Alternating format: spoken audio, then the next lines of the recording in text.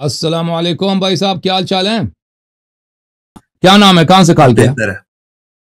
جی ذیشان زاہد نام ہے اور میں نے لاہور سے کال کیا آپ کو. اللہ آپ کو سلامتی دے. کیا حکم ہے بھائی صاحب؟ اللہ آپ کو خوش رکھے جی. اللہ آپ کو بہت خوش رکھے حسن بھائی. کافی دیر تھینک یو سے سر. انتظار کر رہا تھا تو میرے کچھ جی سر. کوشچنز ہیں. میں کوشش جی. کروں گا آپ سے. کچھ چھوٹے ہوں گے، مختصر ہوں گے، کچھ میں شاید ڈیٹیل ریکوائرڈ ہوگی، تو اس کے اکارڈنگلی آپ جو ہے وہ پھر اس کی مناسبت سے جواب دیتے جائیے گا. اچھا، پہلا کوشچن میرا جو ہے وہ حسن بھائی وہ یہ ہے کہ نبوت اور رسالت کے پوائنٹ آف ویو سے کہ ان میں کیا ڈفرینس ہے، اور وہ جو انجینئر صاحب فرماتے ہیں کہ زمین اور آسمان کا رابطہ جو ہے وہ ختم ہو جانا، اور نبی کی وفات والا جو قول ہے نہاج البلاغہ میں، ایک اس کی حقیقت. اور پھر اس سے ہی ریلیٹڈ میرا ایک سوال ہے کہ کیا امام جو ہیں وہ کیا دین میں اضافہ کر سکتے ہیں، اور اگر ہاں تو کیا یہ بدعت نہیں ہوگی؟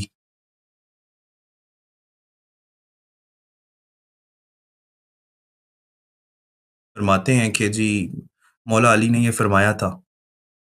جی جی، کیا فرمایا تھا؟ کہ آسمان سے نبی صلی اللہ علیہ وسلم کی وفات پہ انہوں نے یہ فرمایا تھا کہ آج جو وہ ہے وحی وہ جو آسمان قرآن اور ہے نا، زمین کا رابطہ منقطع ہو گیا. وحی جو قرآن ہو وہ منطق. وَإِلَّا تَنَزَّلُ الْمَلَائِكَةُ وَالرُّوحُ فِيهَا بِإِذْنِ رَبِّهِمْ مِنْ كُلِّ أَمْرٍ. یہ نہیں ہے. یہ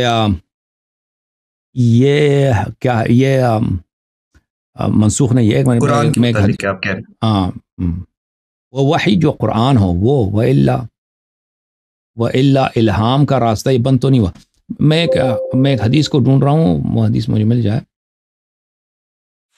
دیکھیں وہ جو مستری صاحب جیسے لوگ ہیں نا، وہ تو وہی کہ یہ اس امت میں محدثین ہے. رسول اللہ صلی اللہ علیہ وسلم نے فرمایا عمران ابن حسین کے ساتھ ملائکہ نے سلام کیے. وہ تو بخاری میں آپ نے دیکھا، وہ حدیث روایت نہیں دیکھا. عمران ابن حسین صحابی تھے، ان کے آپ ساتھ بتا ملائکہ کہ میں نے نہیں دیکھا. دیکھیں وہ اس کے پاس جواب تو نہیں ہے، ان کو نظر انداز کر نہیں، دیتا. آپ کی میں بات دکھا صحیح ہے. دیتا میں دکھا دیتا ہوں.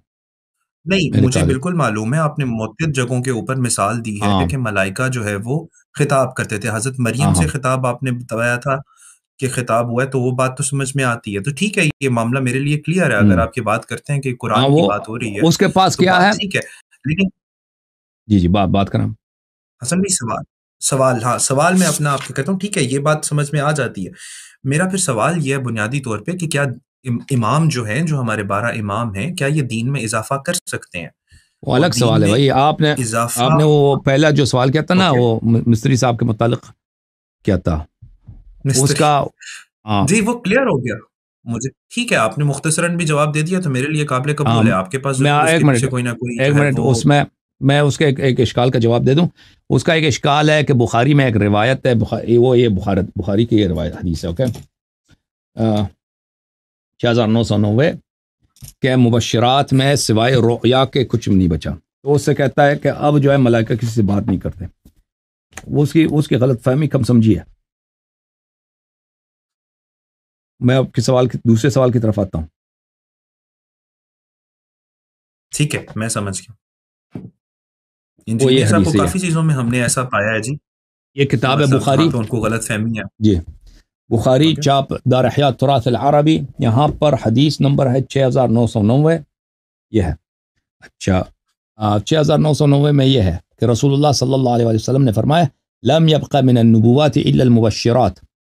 نبوت میں سے صرف اچھی خبریں، بشارتیں ملنا، یہ بچی ہیں.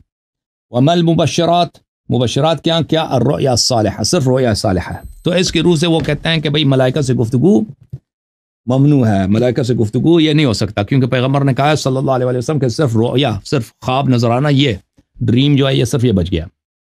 اس کی روح سے وہ کہتے ہیں. حالانکہ نبی صلی اللہ علیہ وسلم کے بعد انہوں نے فرمایا کہ محدث موجود ہیں.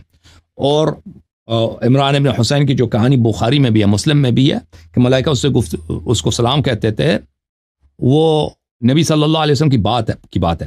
اس حدیث کے متعلق میں آپ کی خدمت میں عرض کروں کہ یہ کتاب ہے، کتاب التثریب فی شرح التقریب، تالیف الحافظ عبد الرحیم ابن الحسین العراقی. اس کو کہتے ہیں ابو الفضل العراقی. حافظ ابو الفضل العراقی بہت ابن حجر کے استاد ہیں اور بہت بلند پائے کے محدث ہیں. یہ چاپ دار احیاء تراث العربی میں چھپی ہے. یہاں جز نمبر 8 ہے اس کتاب کی. اس کتاب میں ملاحظہ فرمائیں، یہاں پر صفحہ نمبر 213 اسی حدیث کے ذیل کو ذکر کرتے ہیں کہ رسول اللہ صلی اللہ علیہ وآلہ وسلم نے تو یہ فرمایا ہے کہ پرانے امتوں میں محدث ہوتے تھے، اگر اس محدثون ای ملہمون، جن کو الہام ہوتا ہے، ٹھیک، وہ انبیاء نہیں تھے، اگر اس امت میں کوئی ہے تو عمر ہے۔ تو پھر اگر یہ ہے تو انہوں نے کیوں فرمایا لم يبق من النبوۃ الا المبشرات وما المبشرات قال الرؤيا الصالحہ؟ تو کیوں فرمایا کہ پھر اگر یہ ہے کہ اس امت میں محدث بھی ہیں تو انہوں نے کیوں فرمایا کہ اس امت میں صرف خواب رہ گئے، باقی خواب کے علاوہ کچھ بھی نہیں ہے؟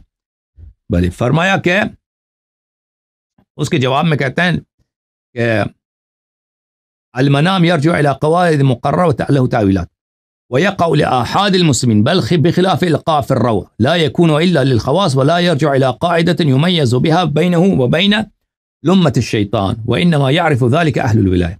کہتے ہیں کہ خواب جو ہے یہ بحسب کیا ہے، بحسب اغلب ہے، کہ اغلب لوگوں کے لیے اس مبشرات میں سے صرف خواب رہ گیا ہے، وإلا الہام کہ قلب میں کوئی بات آ جائے یا ملائکہ کسی سے بات کرے، یہ خواص کے لیے ہوتا ہے اور عام لوگوں کے لیے نہیں ہوتا۔ اور اس کو انسان کے دل میں جو بات آئی ہے وہ الہام ہے یا وہ شیطان کی بات ہے، یہ ہر ایک کو پتہ نہیں چلتا، یہ صرف اولیاء کو پتہ چل جاتا۔ تحفۃ الاحوذی بشرح جامع الترمذی، مبارک پوری صاحب کی جلد نمبر 6، چاپ دار الکتب العلمیہ، یہاں پر بھی وہ اسی حدیث کو لے کے آتے ہیں کہ بقیت النبوہ ذہبت النبوہ بقیت المبشرات، صرف خواب نظر آتے ہیں لوگوں کو۔ اس کے ذیل میں وہ کہتے ہیں وقد اخبر كثير من الأولياء على أمور مغيبة فما كانت أخبروا، والجواب أن حصر في المنام لكونه يشمل آحاد المؤمنين بخلاف الإلهام فإنه مختص بالبعض۔ کہتے ہیں کہ یہ جو اس روایت میں یہ ہے کہ صرف مبشرات رؤیا میں رہ گئے ہیں، خواب میں رہ گئے ہیں، حالانکہ الہام بھی ہے، تحدیث ملائکہ بھی ہے، تو اس کی وجہ یہ ہے کہ رؤیا جو ہے سب کے لیے میسر ہے، خواب سب کے لیے میسر ہے، تحدیث ملائکہ اور الہام جو ہے یہ خواص کے لیے، یہ دونوں میسر ہے، لیکن عوام کے لیے صرف کیا میسر ہے؟ عام لوگوں کے لیے صرف خواب میسر ہے۔ اس کے علاوہ بھی بہت سارے دوسرے علماء نے بھی اس پہ تصریح کیا کہ ان دو روایتوں میں کوئی تضاد نہیں ہے۔ اچھا، تو پھر جب یہ سمجھ آئی تو اس امت میں تحدیث ملائکہ موجود ہے اور ان دو احادیث میں کوئی تضاد نہیں ہے کہ اس امت میں محدث بھی موجود ہے اور عام لوگوں کے لیے صرف رؤیا موجود ہے اور رؤیا کے علاوہ تحدیث ملائکہ میسر نہیں ہے۔ جب یہ سمجھ آئی تو اب آتے ہیں اس آپ کے سوال کی طرف کہ یا ائمہ اطہار علیہ السلام دین میں اضافہ کر سکتے ہیں؟ نہیں، ائمہ طاہرین علیہ السلام دین میں اضافہ نہیں کر سکتے۔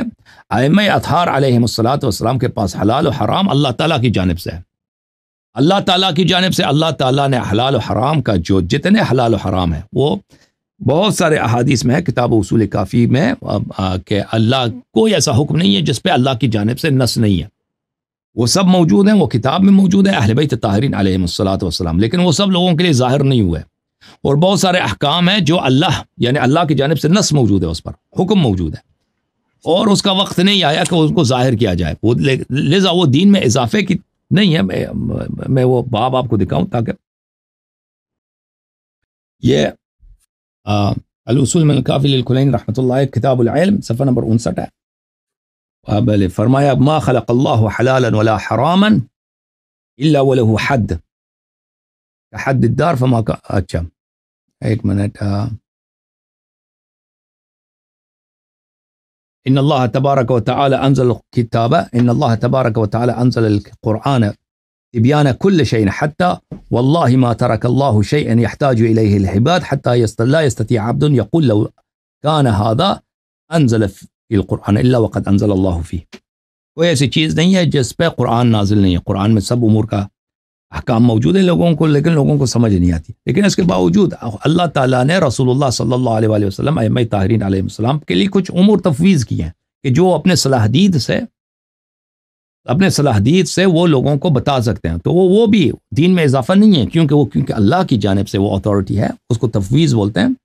جو اتھارٹی تفویض کی گئی اللہ کی جانب سے کہ وہ اگر کسی چیز کو اپنی صلاح دید سے، اور ان کی صلاح دید بھی اللہ کی جانب سے ہے، ان کی صلاح دید بھی اللہ کی، وما تشاؤون الا یشاء اللہ رب العالمین، کیونکہ وہ نہیں چاہتے مگر وہ چیز وہ اللہ کی جانب سے ہے کہ اگر کوئی چیز اللہ تعالی سے امور ہیں جن کو اللہ تعالیٰ نے ان کی صلاح دید پر، ان کی صلاح دید جو ہے کوئی اجتہاد نہیں ہے، ان کی صلاح دید بھی اللہ کی جانب سے ہے کہ وہ ان مسائل پر اپنے حکم دے دیں، تو وہ بھی ہے جی سر بولیں آپ مزید۔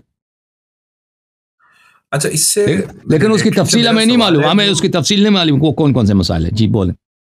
جی اچھا حسن بھائی اسی سے ریلیٹڈ سوال ہے کہ اذان کے اوپر میں نے آپ کی بھی بات سنی ہوئی ہے، مخالفین کا ویو بھی سنا ہوا ہے، آپ کا ویو بھی سنا ہوا ہے. مجھے معلوم ہے کہ اہل سنت کے اندر اذان اور حضرت عمر نے جو تبدیلیاں کروائیں اس کے اندر.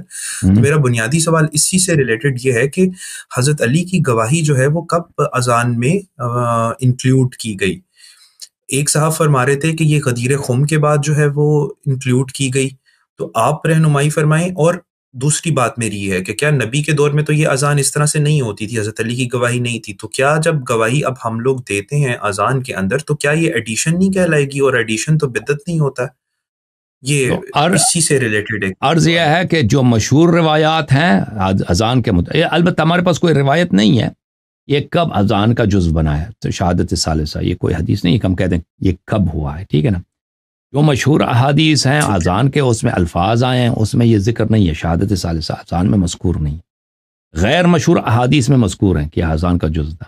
لیکن رسول پاک صلی اللہ علیہ وسلم کے زمانے میں وقت ایسا تھا کہ پیغمبر صلی اللہ علیہ وسلم خود غدیر خم پہ وہ بہت ہچکچا رہے تھے مولا امیر المومنین علیہ السلام کی امامت کا اعلان کرتے ہوئے. اسی لیے اللہ نے کہا اِن تفعل فما بلغت رسالتہ، اگر تو یہ کام نہیں کرے گا تو اللہ تجھے عذاب کرے گا.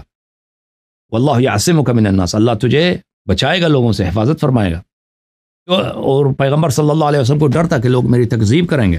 یہ بہت ساری احادیث روایات میں موجود ہیں. تو اسلام کے بہت سارے احکام ہیں. یہ پیغمبر صلی اللہ علیہ وسلم اپنے زمانے میں ان کو فرصت نہیں ملا اس کو ظاہر کرنے کے لیے، اور وہ موکول ہیں بعد میں ائمہ طاہرین علیہ الصلوۃ والسلام اس کو ظاہر کریں گے. جہاں تک شہادت ثالثہ کا تعلق غیر معروف غیر مشہور احادیث میں اس کا ذکر ہے کہ اذان میں اشہد ان علی ولی اللہ کہنی چاہیے، لیکن وہ مشہور معروف نہیں ہے اور علماء نے ان کو روایت نہیں کیا ہے. شیخ توسی رحمۃ اللہ علیہ نے اس کی طرف اشارہ کیا ہے، فرمایا کہ ایسے روایات ہیں لیکن ہم اس پہ عمل نہیں کرتے، لیکن اس روایات کے انہوں نے الفاظ نقل نہیں کیا. لیکن اس کے لیے یہ کوئی وہ جو مشہور قول ہے علماء کا کہ آپ اذان کہتے وقت یہ نیت نہ کریں کہ اذان کے الفاظ ہیں، بلکہ یہ کہتے ہیں مستحب ذکر ہے، ایک مستحب ذکر ہے جو اللہ کو پسند ہے. اور حضرت امام جعفر صادق علیہ السلام کا حکم ہے کہ جب تم اشہد ان محمد رسول اللہ کہہ دو تو کہہ دو اشہد ان علی ولی اللہ. تو یہ ہر صورت میں یہ اس کی استحباب ثابت ہو جاتی ہے کہ ہر حال، چاہے وضو ہو، معاف کیجیے، چاہے اذان ہو، چاہے تشہد ہے، چاہے آپ کسی بھی وقت اشہد ان محمد رسول اللہ کہتے ہیں تو مستحب ہے کہ انسان اشہد ان علی ولی اللہ کہہ دے. تو یہ تو ایک عام حکم ہے، تو یہ اذان کو بھی سپرسیڈ کر لیتا ہے، اذان میں بھی آ جاتا ہے. تو اس کے لیے ہمارے پاس نص موجود ہے، تو ہم بالکل نص کے روح سے اذان میں اشہد ان علی ولی اللہ کہتے ہیں. وہ میں نے نص دکھا دی، اگر آپ چاہیں تو میں دوبارہ دکھا دوں. نہیں حسن بھی دوبارہ دکھانے کی ضرورت نہیں ہے، لیکن سوال یہ ہے کہ کیا یہ پھر ایڈیشن ہی نہیں ہو گیا؟ مطلب آپ نے یہ بات کی کہ نبی صلی اللہ علیہ وسلم کے بعد جو ہے وہ 12 امام ہیں جو رائٹ رکھتے ہیں فتوا دینے کا، ٹھیک ہوگی بات، لیکن اب یہ چیز انہوں نے آرڈر، مطلب جس طرح امام جعفر نے کہہ دیا، آپ نے بیان کیا، تو اس کا مطلب ہے یہ ایڈ ہو گئی، یہ دین میں ایڈیشن کہلائے گا؟ یہ اس کو نہیں، ایڈیشن ہی نہیں. جب ہمارے پاس یہ عقیدہ ہے کہ ائمہ طاہرین علیہ الصلوۃ والسلام جو کچھ کہتے ہیں وہ اللہ کے حکم سے کہتے ہیں، تو دین میں ایڈیشن کیوں؟ ایڈیشن اگر ہم ایڈیشن کریں تو دین میں ایڈیشن ہوگی نا. ہم اگر کریں، ابھی میں آپ کے سامنے بیٹھا ہوں نا، میں اب کہتا ہوں کہ میرا نام بھی اذان میں داخل کر دوں، کہتا ہوں میں حسن اللہ یاری ہوں، میں نے اتنا آپ کو سکھایا، آپ جو ہے نا برائے مہربانی میری نام کو بھی اذان میں داخل کر دیں، تو لازمی بات یہ ایڈیشن ہے.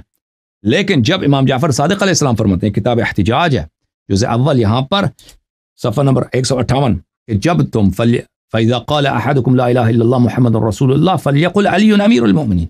تم یہ کہہ دو کہ جب تم لا الہ الا اللہ محمد رسول اللہ کہتے ہو تو علی امیر المومنین علیہ السلام بھی کہا کرو. تو اگر کوئی یہ کہتے ہیں، یہ تو نص کے مطابق. اب امام علیہ السلام نے کیوں اضافہ کیا؟ نہیں، امام علیہ الصلوۃ والسلام کیونکہ معصوم ہے، وہ اللہ کی جانب سے بولتا ہے، اس کے پاس وہ علوم ہے جو ہمارے پاس نہیں پہنچے ہیں، وہ نبی صلی اللہ علیہ وسلم کے احکام کا ذخیرہ ہے. تو یہ کیسے انہوں نے ایڈیشن کیا؟ یہ ایڈیشن ہی نہیں ہے. ان کے پاس وہی اتھارٹی ہے جو رسول اللہ صلی اللہ علیہ وسلم کے پاس ہے. ٹھیک ہے نا؟ بہت سارے پیغمبر کے حلال و حرام ہے جو ان کے پاس ہے، جو ہمارے پاس نہیں ہے. اوکے، نہیں، آخری بات سمجھ نہیں آئی. سارے پیغمبر کے علوم، رسول اللہ صلی اللہ علیہ وسلم کے علوم اہل بیت علیہ السلام کے پاس ہے، ہمارے پاس نہیں ہے. ٹھیک ہے نا؟ وہ معصوم ہے. اچھا، اس لیے اگر وہ کچھ کہتے ہیں کہ اس طرح کرو تو یہ پیغمبر کا حکم ہے یا اللہ کا حکم ہے؟ یہ دین میں ایڈیشن نہیں ہے. ٹھیک ہے حسن بھائی، اسی حدیث ثقلین کی غدیر خم کی، تو غدیر خم کے حوالے سے مجھے یہ بتائیں کہ کیا یہ جو غدیر خم کا آخری خطبہ ہے یہ پورا پڑھ کے مجھے سنا سکتے ہیں آپ؟ یہ مجھے ملا نہیں، یا تو مجھے اس کا ریفرنس دے دیں. کتاب سلیم میں موجود ہے. کتاب سلیم میں موجود ہے. بہت سارے خطبہ غدیر بہت ساری کتابوں میں، کتاب کمال الدین میں ہے، سلیم میں ہے، خطبہ موجود ہے حضرت رسول صلی اللہ علیہ وسلم کا خطبہ غدیر. اچھا، اب اس میں یہ کیونکہ میں یہ مطلب کتاب احتجاج میں بھی ہے، کافی لمبا خطبہ، احتجاج تبرسی میں بھی خطبہ غدیر ہے. بس آپ نے ایک بتا دیا، میں اس میں ڈھونڈنے کی کوشش کروں گا. کتاب سلیم میں آپ نے مجھے بتایا مجھے، اور کیا اسی میں جو ہے وہ حضور صلی اللہ علیہ وآلہ وسلم نے فرمایا تھا کہ آج دین تم پہ مکمل ہو گیا؟ جی ہاں، جی ہاں، بالکل بالکل اسی حدیث میں موجود ہے. جی جی، اسی قرآن میں بھی ہیں کہ آج دین تم پہ مکمل کر دیا گیا. یہ اسی الیوم، غدیر خم کے بعد یہ آیت بنی تھی اگر میں غلط نہیں. جی بالکل بالکل بالکل. اور کتنی دیر پہلے کا واقعہ حضور صلی اللہ علیہ وسلم کی وفات سے یہ غدیر خم تو کا؟ 18 ذی الحجہ کو غدیر خم ہے. اصل الیوم اکملت لکم دینکم عرفات میں نازل ہوئی ہے نا، عرفات میں نازل ہوئی ہے، لیکن اس سے مراد یہ تھا غدیر خم کے دن کے اس کی قرات کرنی تھی. غدیر خم میں دوبارہ نازل ہوگی کیونکہ تکرار فی النزول ہوتا ہے. تو یہ 18 ذی الحجہ کو نبی صلی اللہ علیہ وسلم نے غدیر خم کا خطبہ دیا ہے. پھر اس کے بعد محرم کا مہینہ ہے، پھر 28 صفر کو ان کی وفات ہے، یعنی ان کے وفات سے تقریباً 70 دن پہلے، ان کی شہادت سے 70 دن پہلے لگ بھگ.